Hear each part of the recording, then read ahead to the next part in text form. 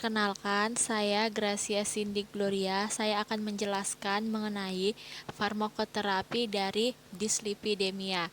Namun sebelumnya jangan lupa like, comment, and subscribe ya, karena subscribe itu gratis. Yang pertama, pengertian dislipidemia. Dislipidemia didefinisikan sebagai peningkatan kolesterol total, kolesterol low density lipoprotein atau LDL, atau trigliserida, kolesterol high density lipoprotein atau HDL rendah, atau kombinasi dari kelainan ini. Patofisiologi. Di sini bisa kita lihat kalau di patofisiologi itu ada dua jalur. Yang pertama itu jalur eksogen dan endogen. Nah, jalur eksogen ini adalah ketika lemak-lemak atau kolesterol yang berasal dari apa yang kita makan atau apa yang ada yang masuk ke dalam tubuh kita.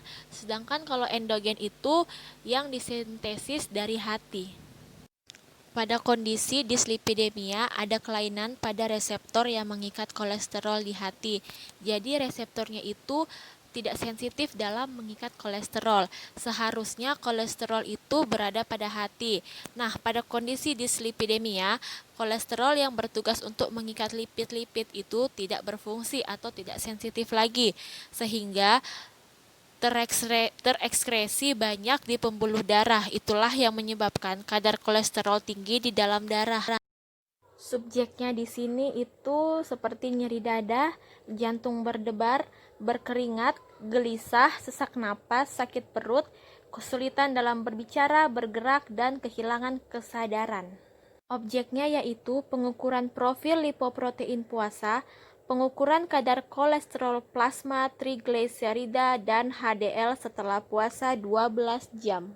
Terapi farmakologinya itu seperti resin dan inhibitor penyerapan kolesterol, ezetimibe, niacin, dan statin. Untuk terapi non-farmakologinya itu ada terapi perubahan gaya hidup, seperti terapi diet, penurunan berat badan, dan peningkatan aktivitas fisik. Selanjutnya ada penghentian merokok, kontrol hipertensi, peningkatan asupan serat, yang terakhir itu suplemen minyak ikan.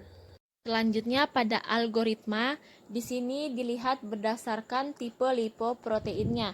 Ketika dia di tipe 1, itu ketika lipoprotein yang meningkatnya itu kilomikron. Ketika kilomikronnya meningkat, maka terapi yang diberikan itu pilihan obatnya tidak diketahui. Terus tuh terapi kombinasinya tidak diketahui. Terus tuh pada tipe 2A, yaitu ketika LDL-nya meningkat. Di sini pilihan obatnya itu seperti statin, kolesteramid, kolestipol, niacin. Nah, setelah itu terapi kombinasinya itu seperti niacin atau BAR, statin atau niacin, statin atau BAR, ezetimibe, mifeprsin, dan lomitamid. Setelah itu pada tipe 2B. Nah, pada tipe 2B ini dia itu LDL dan VLDL-nya yang meningkat. Pilihan obatnya yaitu statin, fibrates, niacin. Terus itu terapi kombinasinya adalah BAR, fibrates, niacin.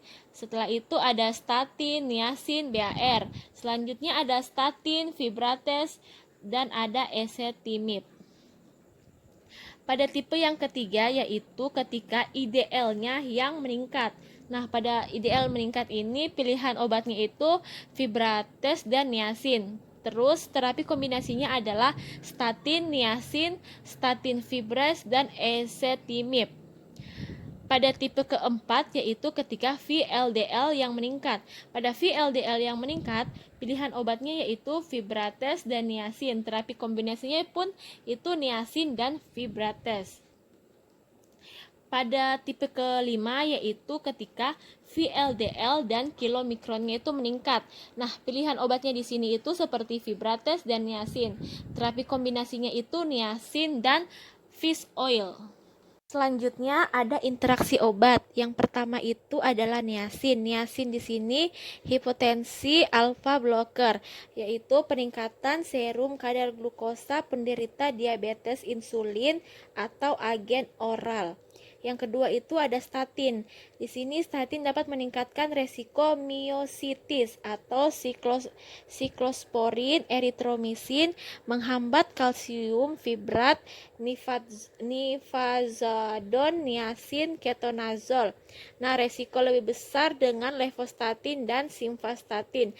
Hati-hati dengan penggunaan bersama fibrat atau niacin.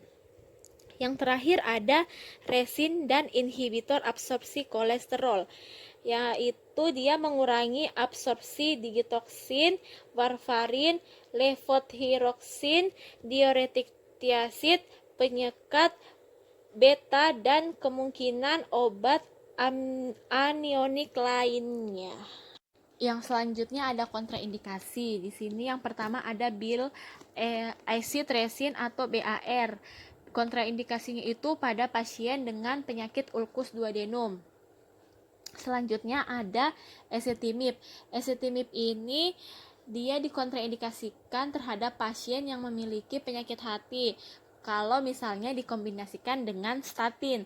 Nah, tapi kalau misalnya dia tidak dikombinasikan dengan statin, dia ini tetap aman digunakan biarpun pasien tersebut memiliki penyakit hati. Setelah itu ada fibrat. Fibrat ini kurang lebih sama ezetimibe ya, yaitu kontraindikasinya pada penyakit hati yang parah atau penyakit ginjal. Yang selanjutnya itu ada HMG CoA reduktase inhibitor. Kontraindikasinya itu pada penyakit hati dan pada kehamilan. Yang selanjutnya ada niacin. Niacin itu kontraindikasinya itu pada tukak lambung, terus tuh penyakit hati. Yang selanjutnya ada omega 3. Ini digunakan dengan hati-hati pada pasien yang alergi terhadap ikan. Berikut adalah daftar pustaka yang kami gunakan. Kurang dan lebihnya mohon dimaafkan. Terima kasih atas perhatiannya teman-teman.